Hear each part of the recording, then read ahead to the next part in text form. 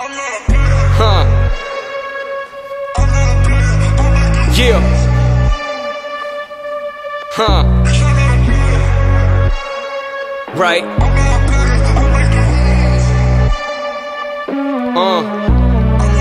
8 rokov ticho, tma, prázdne štúdia. Teraz sa vraciame, nech z toho ide fúria. My dvaja, ako kedysi, žiadne reči, žiadne sľuby.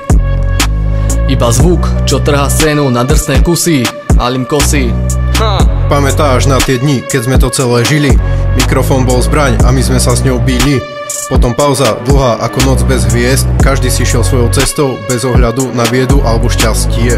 Lebo vnútri to stále horí, ten oheň nikto nezhasí. Znovu zrodenie prichádza, na scénu sa znovu vracajú králi. Nechceli ste nás, tak sme išli, teraz sa vraciame, lebo musíme. Staré rany sú preč, nové rany si ideme užiť. Som znovu zrodený, jak Fénix popola. Pripravte sa na to, čo sa v štúdiu rodí odznova.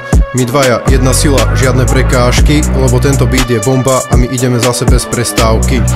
Žiadne úsmevy, žiadne priateľské pohľady, ideme na to tvrdo ako prvé údery. Nechceme slávu a nechceme peniaze, chceme len sa vrátiť k tomu, čo nás robí živými. Pred 8 rokmi boli sme len deti, teraz sme muži, čo vedia čo chcú a idú si za tým. Hlas z hĺbky duše, zvuk z hĺbky podzemí. Pripravte sa na to, čo sa znova zrodí z temnoty. A už žiadne čakanie na druhú šancu, tuto si ideme zobrať sami. Bez prázdnych fráz, umenie nezomrelo, len spalo v nás.